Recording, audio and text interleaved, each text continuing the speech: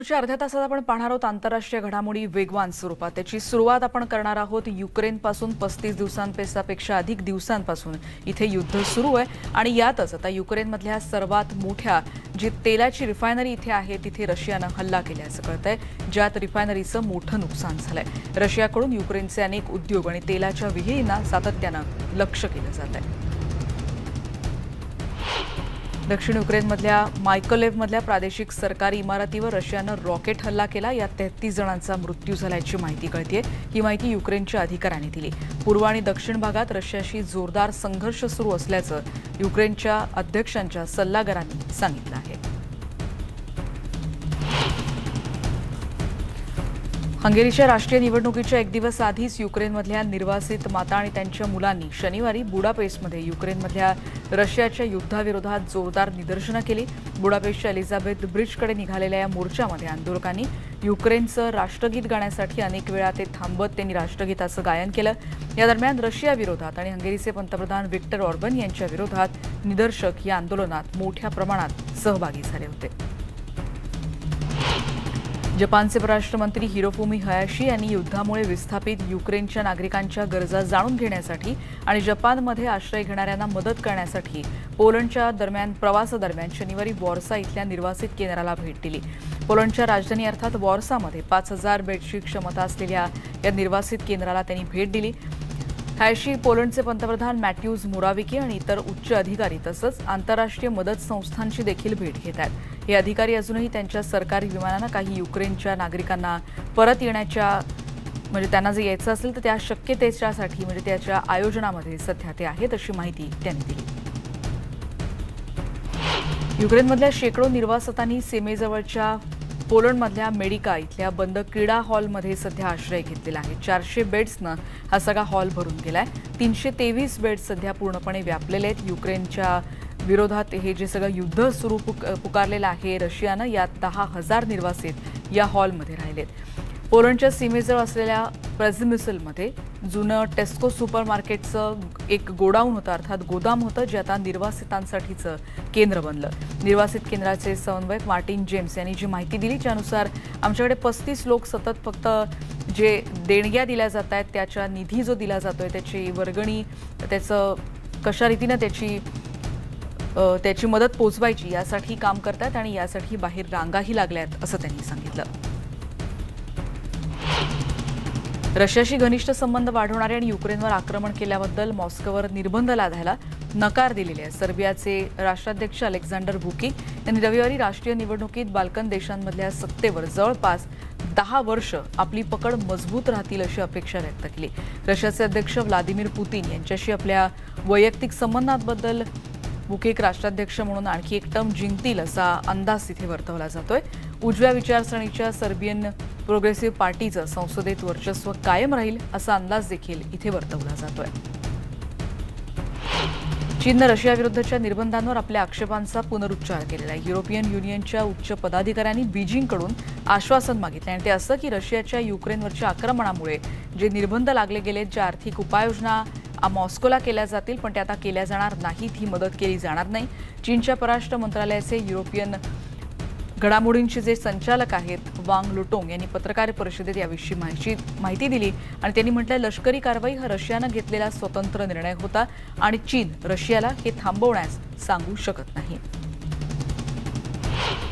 युक्रेनमधल्या ओडेसाच्या किनारपट्टीच्या दिशेनं 3 रशियानी डागलेली बॅलिस्टिक क्षेपणास्त्र दुसऱ्या दिवशी शहरातल्या रहिवाशांना त्याचा त्रास सहन करावा लागला। दुपारी काही तास त्यांनी सूर्यप्रकाशाचे ते आनंद घेऊ शकले, पण ओडेशाचे रहिवासी सतत संघर्ष असूनही त्यांना आता काही काळ सुरक्षित वाटते असं त्यांनी म्हटलं। युक्रेनच्या सशस्त्र दलांवर त्यांचा पूर्णपणे विश्वास आहे की आपलं सैन्य त्याला निकरानं लढाई देईल। शहराच्या मध्यभागी एका छोट्या चौकात या नागरिकांनी एकत्र जमत काही वेळाच्या या विश्रांतीचा आनंद घेतला। प्रागच्या एका नवीन इंटरनेट रेडिओनं रशियानं युक्रेनवर लष्करी हल्ला केल्यानंतर झेक रिपब्लिकमध्ये आतापर्यंत आलेल्या 3 लाख निर्वासितांच्या गरजा पूर्ण करण्यासाठी त्यांना आवश्यक बातम्या आणि त्याची माहिती प्रसारित करायला सुरुवात केली आहे। इथे राजधानीच्या मध्यभागी असलेल्या स्टुडिओमध्ये क्षेत्रातले दिग्गज इथल्या सगळ्यांना मदत करतायत, एकत्र काम करतायत, जेणेकरून निर्वासितांना नवीन देशात शक्य तितक्या सहजतेनं स्थायिक होण्यास मदत होईल. ज्यांच्याविषयीची सगळी माहिती त्यांना आवश्यक आहे ती देखील दिली जाईल. हंगेरीचे पंतप्रधान विक्टर ऑर्बन यांनी त्यांच्या देशाच्या आगामी निवडणुका म्हणजे टर्निंग पॉईंट असेल, युद्ध आणि शांतता यांच्यातला एक पर्याय निवडण्याची ही वेळ असल्याचं त्यांनी यावेळी प्रचारात म्हटलंय. ग्रामीण भागात अंतिम टप्प्यातल्या प्रचार रॅलीत त्यांनी मतदारांना हे आवाहन केलं. हंगेरीच्या सरकारचे प्रमुख म्हणून सलग चौथ्यांदा निवडून येऊ पाहणाऱ्या विक्टर ऑर्बन यांनी रविवारी संसदीय निवडणुकीत पुन्हा निवडून आलो तर हंगेरीची शांतता आणि सुरक्षेचं रक्षण होईल. शेजारच्या देशांमध्ये युद्ध भडकलंय म्हणून रशिया ऊर्जा आयात करण्याच्या आश्वासनावर देखील म्हणजे या मुद्द्यांवर देखील त्यांनी प्रचार केला. युक्रेनच्या जनतेला जेलेन्स्की सातत्यानं संबोधित करतात आणि ज्याच्यामध्ये व्लादिमीर जेलेन्स्की यांनी शनिवारी उशिरा जे संबोधन केलं, ज्याच्यामध्ये युक्रेनच्या सैन्यानं रशियानं ताब्यात घेतलेले प्रदेश परत मिळवण्याचे प्रयत्न सुरू ठेवलेत, पण पाश्चात्य देशांकडून अजूनही ठोस मदत मिळाली नाही याबद्दल जेलेन्स्की यांनी नाराजी व्यक्त केली. युक्रेनच्या सैन्यानं माघार घेतल्यानं ते रशियन सैन्याच्या स्थानांवर हल्ले करत होते असं देखील जेलेन्स्की यांनी म्हटलंय. युक्रेनमध्ये रशियाच्या लष्करी कारवाईचा निषेध करत शनिवारी देशभरात झालेल्या आंदोलनांमध्ये 208 जणांना ताब्यात घेण्यात आलंय. सायबेरियापासून पश्चिमेकडच्या अधिक जिथे दाट लोकवस्ती तिथे 17 रशियाच्या शहरांमध्ये अशा पद्धतीनं निदर्शनं करण्यात आली. मॉस्कोमध्ये 70हून अधिक जणांना ताब्यात घेण्यात आलंय आणि सेंट पीटरबर्गमध्ये देखील तितक्याच लोकांना ताब्यात घेण्यात आल्याची माहिती अधिकाऱ्यांनी दिली. आता जो पाकिस्तानमध्ये पंतप्रधान इम्रान खान यांच्यावरचा अविश्वास ठरावावर मतदान होणार होतं, पण हा प्रस्तावच फेटाळण्यात आला आणि संसदेचं कामकाज थांबवण्यात आलं, बरखास्त करण्यात आलं. महागाई आणि इतर मुद्द्यांवरून पाकिस्तानमधल्या विरोधी पक्षांनी पंतप्रधान इम्रान खान यांना लक्ष्य केलं होतं आणि त्यांच्या विरोधात अविश्वास ठराव आणला होता. पण इम्रान खान सरकारला तूर्त जीवदान मिळालं आणि एक प्रकारे तात्पुरता दिलासाही. त्याआधी जेव्हा या सगळ्या संदर्भातल्या घडामोडी घडत होत्या तेव्हा इम्रान खान यांच्या समर्थनार्थ पाकिस्तानच्या तहरीक-ए-इन्साफ पक्षाच्या शेकडो जणांनी शनिवारी कराचीमध्ये अशी रॅली काढली होती. विरोधी पक्ष आणि विरोधी भूमिका घेतलेल्या खासदारांच्या विरोधात जोरदार घोषणाबाजी करण्यात आली. इम्रान खान देशावर राज्य करायला सक्षम नाहीत असा आरोप करत खान यांच्या अनेक मित्रपक्षांनी बाजू बदलली होती आणि त्यांच्या विरोधात मतदान करण्याची घोषणाही केली होती. आता जाऊयात श्रीलंकेमध्ये. आर्थिक संकटांचा सामना करणाऱ्या श्रीलंकेमध्ये स्थिती आणखीन बिघडते आहे. संचारबंदीनंतर आता सरकारनं सर्व सोशल मीडिया साईट्सवर बंदी घातली आहे. महागाई विरोधात सरकार विरोधात इथे देशभरात जोरदार निदर्शनं केली जात आहेत. श्रीलंकेतली आणखीन एक बातमी जिथे सोमवारी सकाळी 6 पर्यंत संचारबंदी लागू करण्यात आली आणि भारतानं आता श्रीलंकेला मदतीचा हात पुढे केलाय. भारताकडून श्रीलंकेला तांदूळ निर्यात केला जातोय. भारतीय व्यापाऱ्यांनी 40,000 टन तांदूळ तातडीनं श्रीलंकेला निर्यात करण्यासाठी दिलाय. भारतानं दिलेली अन्नधान्याची ही पहिली मोठी मदत मानली जाते. बातमी भारत आणि ऑस्ट्रेलिया संदर्भातली, कारण भारत आणि ऑस्ट्रेलियामध्ये आर्थिक सहकार्य आणि व्यापार विषयक करार करण्यात आलेत. भारतातून निर्यात होणाऱ्या 96% वस्तूंवर आता ऑस्ट्रेलियात 0 कर आकारणी होईल. यातून दोन्ही देशातील वस्तू आणि सेवा पुरवठादारांना प्रोत्साहन मिळू शकेल. नेपाळचे पंतप्रधान देवबा यांनी शनिवारी आपल्या भारतीय समकक्षांचीच म्हणजे भारताचे पंतप्रधानांची भेट घेतली. नवी दिल्लीच्या 3 दिवसांच्या दौऱ्यादरम्यान दोन्ही देशांमधले संबंध अधिक दृढ करण्याच्या दृष्टीनं ही भेट महत्त्वाची मानली जाते. नेपाळनं भारताचा प्रतिस्पर्धी चीनसोबतचे संबंधही घट्ट केले. नेपाळमध्ये पायाभूत सुविधांच्या विकासात गुंतवणूक करणाऱ्या आणि कोरोना प्रतिबंधक लसींच्या लाखो डोसमध्ये मदत करणाऱ्या चीनला आता टक्कर देण्यासाठी आणि भारताच्या धोरणात्मक निर्णयांच्या पार्श्वभूमीवर ही भेट घेण्यात आल्याची माहिती कळतेय. डेमोक्रेटिक रिपब्लिक ऑफ काँगोच्या पूर्वेला हेलिकॉप्टर अपघातात मृत्युमुखी पडलेल्या यूएनच्या 8 शांती सैनिकांवर गोमा इथे शनिवारी अंत्यसंस्कार करण्यात आले. यूएनचे पीस कीपिंग कॉर्पोरेशनचे under secretary general Jean Pierre Lacroix या प्रसंगी उपस्थित होते. अनेक काँगोचे पदाधिकारी त्याचबरोबर संयुक्त राष्ट्रांच्या या संदर्भातले जे मिशन सुरू आहेत त्यातले वरिष्ठ अधिकारी त्याचबरोबर राजनैतिक अधिकारी देखील यावेळी उपस्थित होते. काँगोच्या लोकशाही प्रजासत्ताकातील युनायटेड नेशन्स ऑर्गनायझेशन स्टॅबिलायझेशन मिशनचे कर्मचारी यावेळी उपस्थित होते. हौती सदस्य आणि समर्थकांनी शनिवारी येमेनच्या युद्ध करणाऱ्या मध्ये 2 महिन्यांच्या युद्ध संधीचं म्हणजे जी शस्त्रसंधी आहे त्याचं स्वागत केलंय. येमेनमधल्या संयुक्त राष्ट्रांचे राजदूत हान्स ग्रँडबर्ग यांनी शुक्रवारी अमान त्याचबरोबर जॉर्डन इथून या करारासंदर्भातली घोषणा केली. इथल्या राजकीय परिषदेचे ज्यांना सर्वोच्च सदस्य म्हटलं जातं असे हेझम अल असद यांनी या घोषणेचं आणि विशेषतः वाहतूक केंद्रांवरचे जे निर्बंध उठवण्यात आले त्याचं स्वागत केलंय.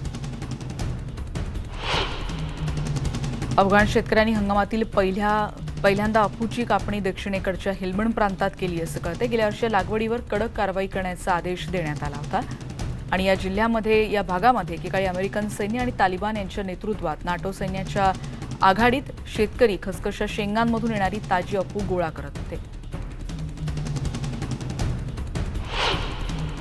फॉकलंड्स युद्धातील स्वयंसेवक ज्यांनी अर्जेंटिनाच्या सैन्याविरोधात लढण्यासाठी स्वेच्छेनं काम केलं आणि जे शुक्रवारी रात्री पोर्ट स्टॅन्ली इथे पोहोचले. 4 दशकांपूर्वीच्या घटनांवर चिंतन करण्याची आणि स्मरण करण्याची एक औचित्य म्हणून या कार्यक्रमाचं आयोजन करण्यात आलं होतं. 30हून अधिक स्वयंसेवक सैनिकांना यावेळी बोलवण्यात आलं होतं.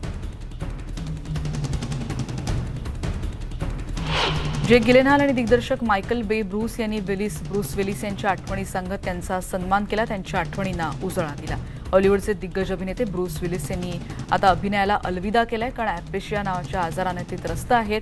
हॉलिवूडच्या अनेक दमदार चित्रपटांमध्ये त्यांनी अत्यंत प्रमुख भूमिका बजावल्या होत्या आणि या आजाराबद्दल त्यांनी समजून घेण्याची म्हणजे आजार नेमका काय आणि त्याचा कशा पद्धतीनं परिणाम होतो ज्याच्यामुळे समजून घेण्याची क्षमता आणि व्यक्त करण्याची क्षमता कमी होते अशी माहिती यावेळी ब्रूस यांच्या कुटुंबियांनी जाहीर केली.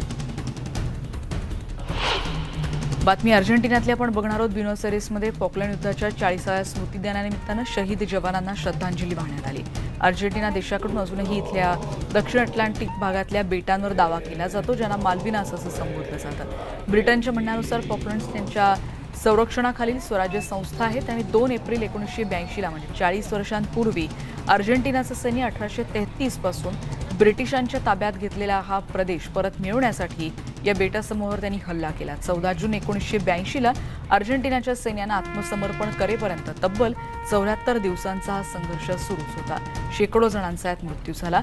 हा दिवस फॉकलंड बेटांमध्ये लिबरेशन डे म्हणून ओळखला जातो. अर्जेंटिनाचे एकूण लष्करी 649 कर्मचारी आणि 255 ब्रिटिश लष्करी कर्मचारी आणि या बेटावरचे 3 जण यात मारले गेले होते. हा संघर्ष झाला तेव्हा अर्जेंटिनावर लष्करी हुकुमशाही राज्य होतं. अनेक देशांच्या तणावपूर्ण संबंधांनंतर दोन्ही देशांमध्ये संबंध कालांतरानं सुधारले. पोप फ्रान्सिस यांनी शनिवारी माल्टाच्या वेलेटा या मुख्य बंदरातून जवळच्या गोझो बेटाकडे जाण्यासाठी बोटीतून प्रवास केला तेव्हाची दृश्य आपण बघतो. शेकडो जणांनी शहराच्या बंदर परिसरात आणि तटबंदीच्या भिंतीवर पोप यांच्या स्वागतासाठी रांगा लावून त्यांचं स्वागत केलं. चर्चमध्ये घंटानाद देखील करण्यात आला. पोप फ्रान्सिस गोझो इथल्या टा पिनू अभयारण्यामध्ये गेले होते. तिथे 3000 कॅथलिक बांधवांसोबत तिथे प्रार्थनाही केली जाणार होती. पोप माल्टा या ब्रिट म्हणजे राष्ट्रांच्या 2 दिवसांच्या दौऱ्यावर आहेत.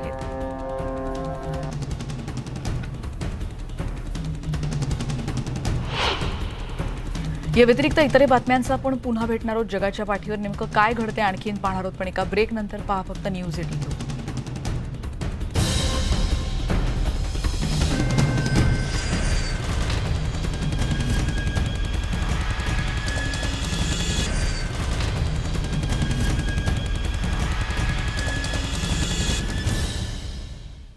आणि आता बघणार आहोत इतरही घडामोडी. भारतात गेल्या 24 तासात कोरोनाच्या 1096 नवीन रुग्णांची नोंद झाली. आता गेल्या 24 तासातल्या आकडेवारीनुसार 1447 जणांना डिस्चार्ज देण्यात आला. कोरोनामुळे 81 रुग्णांचा मृत्यू झालाय. सध्या भारतात 13,013 जणांवर उपचार सुरू आहेत. देशात कोरोनामुळे आतापर्यंत 5,21,345 जणांचा मृत्यू झालाय. भारत बायोटेकनं कोवॅक्सिन लसीचं उत्पादन तात्पुरतं कमी करण्याची घोषणा केली. लस खरेदी करणाऱ्या एजन्सींना पूर्ण पुरवठा केलाय आणि पुढे लसीची मागणी कमी होण्याचा अंदाज आहे, त्यामुळे हा निर्णय घेतल्याचं कंपनीनं म्हटलंय. इस्लाम धर्मातील पवित्र रमजान महिन्याला सुरुवात झाली आणि पवित्र महिन्याचा चंद्र पाहिल्यानंतर पंतप्रधान नरेंद्र मोदी यांनी ट्विट करून या निमित्तानं शुभेच्छाही दिल्या आहेत. हा पवित्र महिना लोकांना गरिबांची सेवा करण्याची प्रेरणा दिली अशा आशयाचं ट्विट पंतप्रधानांनी केलं. रमजानमध्ये मुस्लिम नागरिक 30 दिवस दररोज पहाटेपासून संध्याकाळपर्यंत खाणं पिणं आणि धूम्रपान करणं टाळतात आणि त्यासाठी आधीपासूनच विविध खाद्यपदार्थ पेय त्याचबरोबर सजावट आणि दागिने घेण्यासाठी गाझापट्टीत देखील बाजारपेठांमध्ये गर्दी दिसली. स्वयंपाकाचं तेल आणि इतर जीवनावश्यक वस्तूंच्या किमती तब्बल 150% वाढल्या आहेत असं तिथे म्हटलं जातं आणि या महागाईमुळे आम्ही पूर्वीप्रमाणे आवश्यक असे अन्नपदार्थ मैदा साखर खरेदी करू शकत नाही अशा प्रतिक्रिया नागरिक देतात. युक्रेनवर रशियानं केलेल्या आक्रमणामुळे दरवाढ झाल्याचं व्यापाऱ्यांचं म्हणणं आहे. गाझापट्टीत नोकऱ्या, कमी वीज आणि कोणतीही नैसर्गिक संसाधनं नसणं आणि इस्रायलशी वारंवार होणाऱ्या संघर्षांमुळे ती अर्थव्यवस्था आणखीन डबघाईला आली आहे. मुस्लिम उपासकांनी रमजानच्या पहिल्या दिवसाचा शेवट शनिवारी मक्काच्या ग्रँड मशीदमधल्या काबा इथल्या ग्रँड मशिदीमध्ये प्रार्थना करून केला.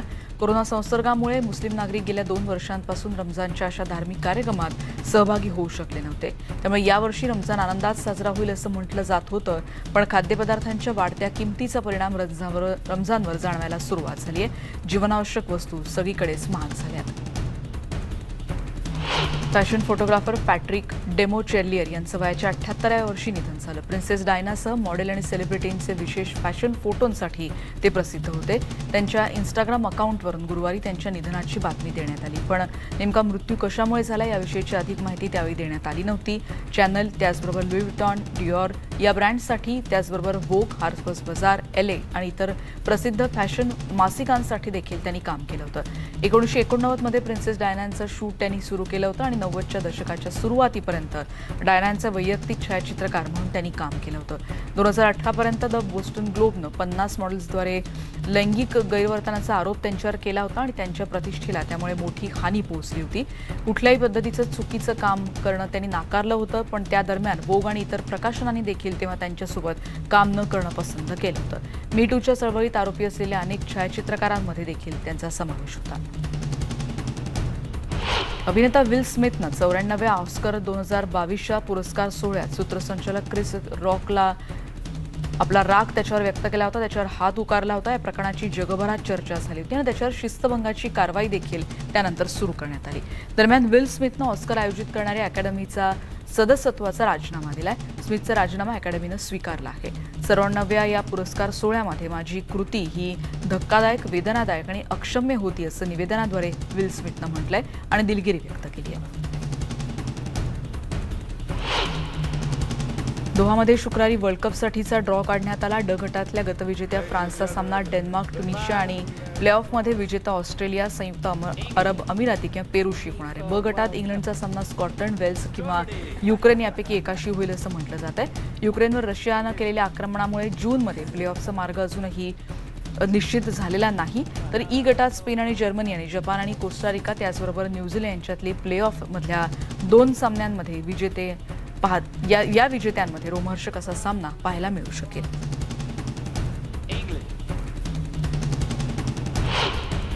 जगभरातल्या सगळ्या घडामोडींचा आढावा घेतल्यानंतर या बुलेटिनमध्ये आता आपण इथेच थांबतोय. पहा फक्त न्यूज 18 लोकमत.